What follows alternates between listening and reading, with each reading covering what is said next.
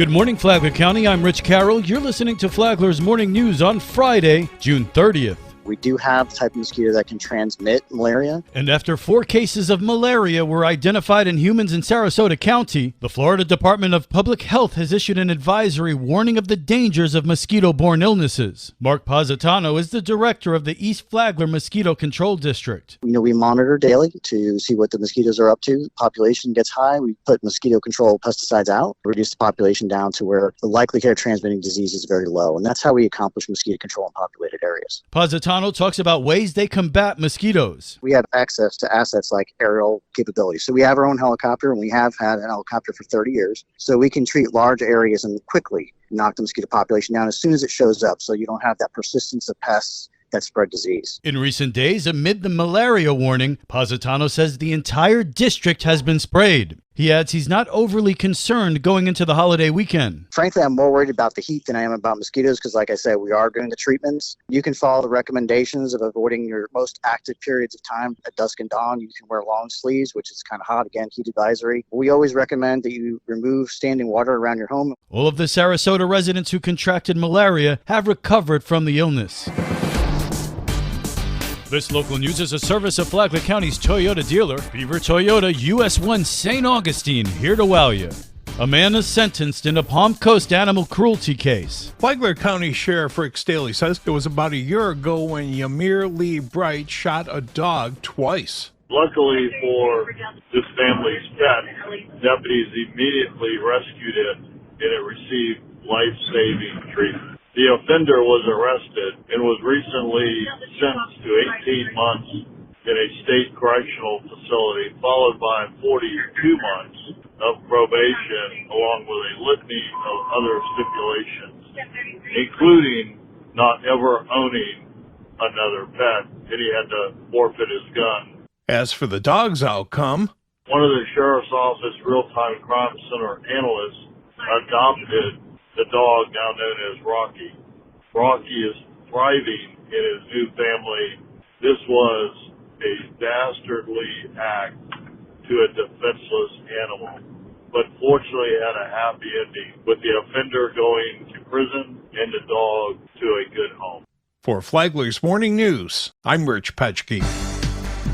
Palm Coast will enter into negotiations with Waste Pro in an effort to avoid a potentially costly legal battle. The city so far has withheld the trash hauler's final payment of more than $1 million after Waste Pro collected more than 7,200 recycling bins from residents following the end of its contract with the city in May. Vice Mayor Ed Danko hopes to see a resolution. I am glad to see that our city council reached a consensus and instructed our city attorney to reach out to Waste Pro and begin negotiations over this situation. Hopefully, we can all come to some reasonable agreement and get this behind us and move forward into the future. The city claims the recycling bins were the property of residents. From the WNZF Newsroom, I'm Amy Cherry.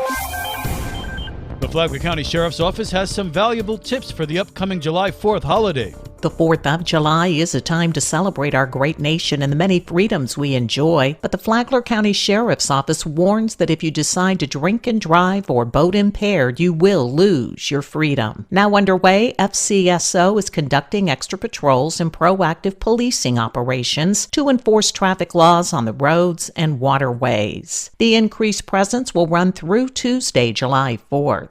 The goal is to enhance safety for residents, motorists, and boaters in all of our local law enforcement jurisdictions. And to prevent crime, FCSO reminds you to lock your car doors and hide personal valuables, and to be aware of your surroundings and report any suspicious activity. For Flagler's Morning News, I'm Karen Johnson.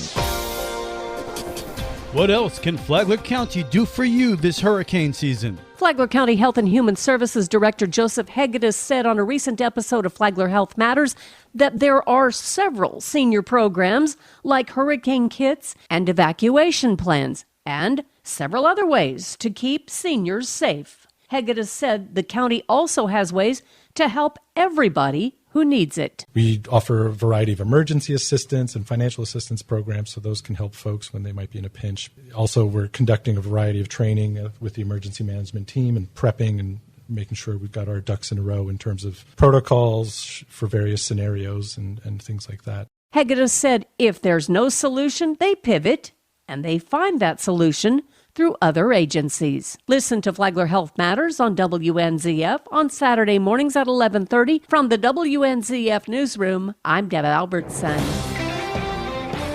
The weekend is here, and there's plenty of family fun to be had in Flagler County. This is Stacy with Fun for Augie Kids. Tonight, the City of Palm Coast Parks and Recreations Department is bringing families together with their Family Art Night program. Each program features a free, fun, and simple art project that families can create together. Tomorrow, Home Depot is hosting their free monthly Kids Woodworking Workshop. Get in the summer spirit with this month's project, a fireworks beanbag toss. For more on these events and others, please visit us on our website at fun4augiekids.com. Have a great weekend. And now you're up to date on Flagler's Morning News. I'm Rich Carroll.